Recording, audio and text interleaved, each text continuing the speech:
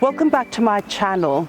Now I'm in the middle of this flower bed only because I'm so interested in this plant. This is an Alpinia, and aren't they so beautiful? Look at the leaves. They have these lovely long lance-shaped leaves, and then on top of it is that if you do look at it, there is a flower. And these flowers do have an aromatic smell because part of this sort of Alpinia is known as a ginger plant. It's one of the family of the ginger plant. And so what you do is that if you do crush the leaves and smell it, it's got this fragrance. And a lot of people in Southeast Asia, China, Thailand, they actually use this plant for cooking. Now, another thing about this flower, which I'm about to cut, is it does start like this. And it's actually quite interesting. It looks so beautiful.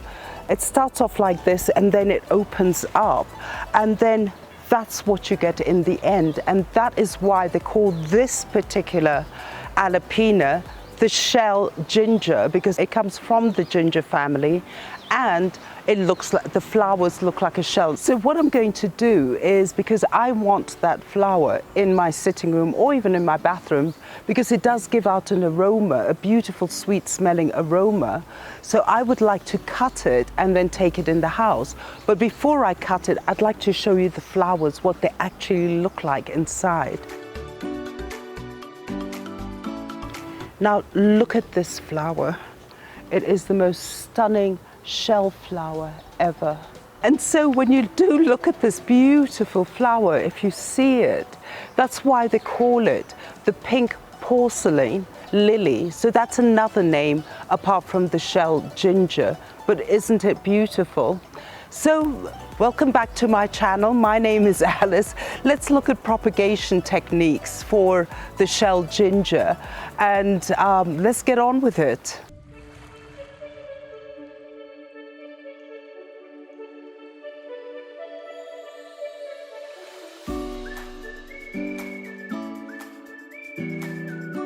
Now the thing about this Alpinia, our shell ginger, is basically it grows in clumps. And the second thing is that in my garden, as we see, I have another set at the back that is almost 3-4 meters tall. If you do have it in an indoor situation, because a lot of people do actually use it in containers and have it in their sitting rooms inside the house, then it doesn't grow that much. It'll grow to about 1.5 meters.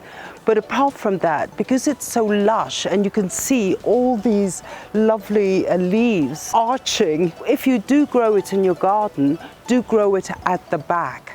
Because what happens is that if you grow it in the front of your garden, it'll overshadow a lot of your other little plants. And then the other thing you have to remember when you're dealing with this plant, it is a tropical plant. So you're looking at this sort of plant growing in a forest situation. And usually with these Alpinias, they don't want direct sun. So what do you do in a situation? Let's look at the sun. I would actually have it in indirect sun.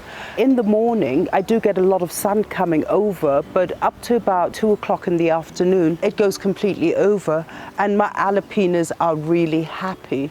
Now, for those who grow this plant and have it in their homes, I would actually recommend you have it on an east or west window.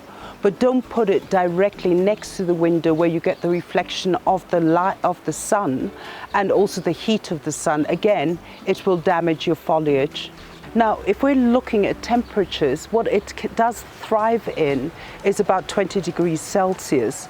Now, because it has a rhizome, it doesn't like the first frost, it doesn't like the freeze of the temperature. And even if you do get into a situation that you have your Alpinia in a container, do bring it in winter and start your overwinter preparation. If we're looking at soil now, all we do is that basically these plants, they want a well-drained soil. Also because remember, we do have a rhizome and they don't really want water at their roots. But apart from that, a nice well-drained soil, I would actually make it a bit more organic, because in consideration that these are forest plants. Now, if we're looking at water, these plants are actually drought resistant. But once again, is that if the plant is like at summertime, I would actually, or during their blooming season, I would actually really water them at least twice a week. They do get thirsty, but they are also drought tolerant. The other thing is, because they are forest plants, and if you do have it in your house, is that they do want to get a bit of humidity. If they're outside, if you planted them in your garden, it should be okay, because usually in the summer months you do get rain, so you do get humidity and the weather is warm and it does in a way feel comfortable. But if you have it as an indoor plant, do try to mist it. Otherwise what happens is that if you don't mist it, it dries out and then you'll start getting brown leaves. Just remember that too much water, if you do overwater it, or you have water on the roots, on the leaves as you're watering, do go straight down to the roots, because you don't want to end up having some sort of fungal infection on the plant. But as an indoor plant, you can take a cloth and constantly clean them, so that in the end you're actually taking whatever bug, if it's on the leaves, out and removing them. Once you do have them in the garden, as I have it here, and also at the top there, it looks actually quite pretty with the sun coming through, and having it in the garden, you need to go in there and also clean it up, because they do these branches, they do get very tall, and what happens is that they do lean forward.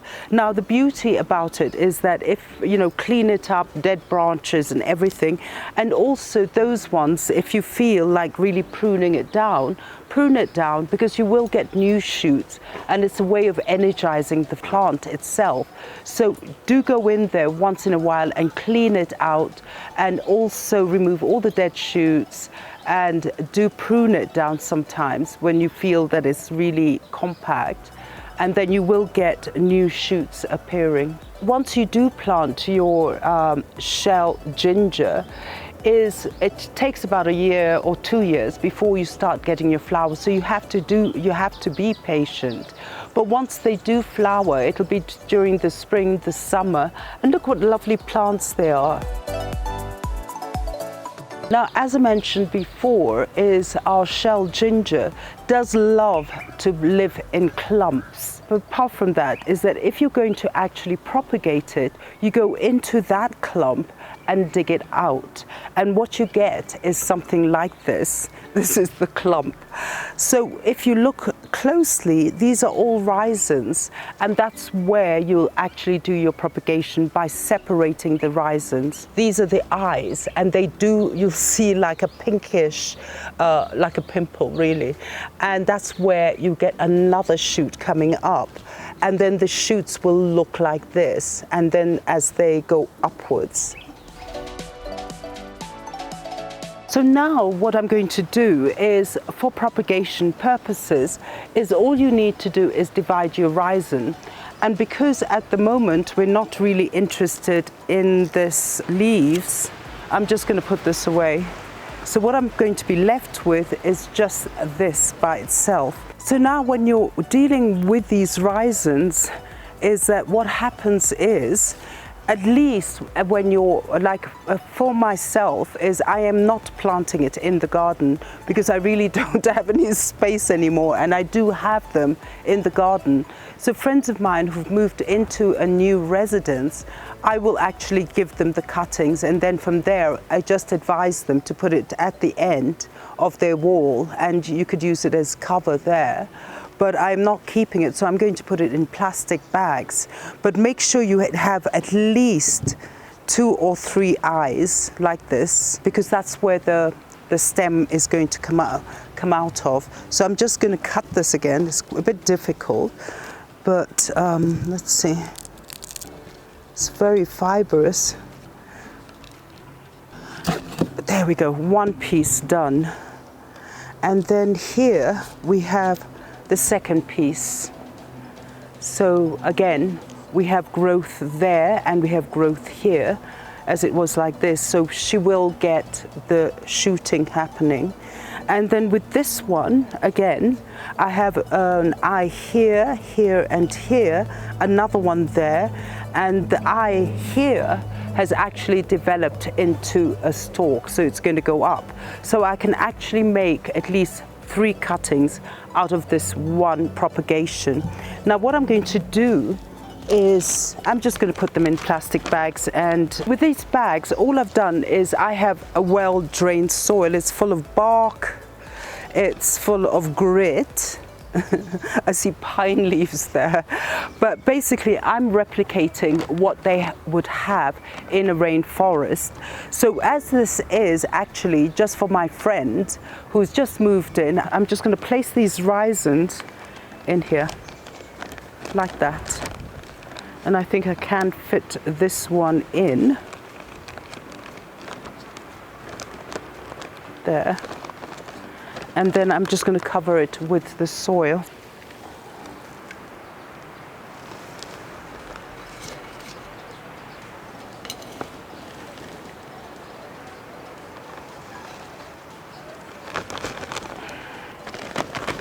So that's one bag, and I have the stalk that we saw is pointing upwards because we don't want to point it downwards, doesn't make sense. So that's one bag. So again, I'm going to actually cut this one just from here. There we go. And I'm going to plant those 2 like that because I have an eye here and one in the corner here.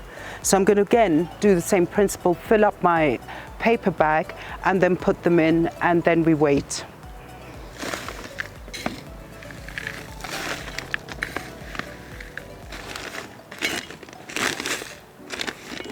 So here we go with this one.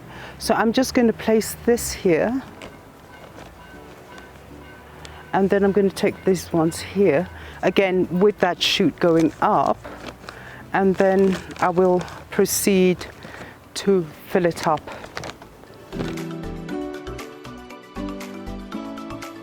There we go.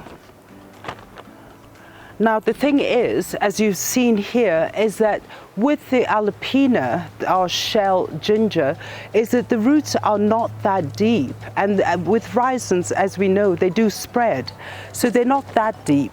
Second thing is that if you do decide to put it in a pot, because you've seen how strong those rooting structures are, is do have a V-shaped pot, because it's easier to tip it over if you're doing a repotting and get the clump out. Otherwise, if you do have a straight container, what happens is you'll be digging all the time.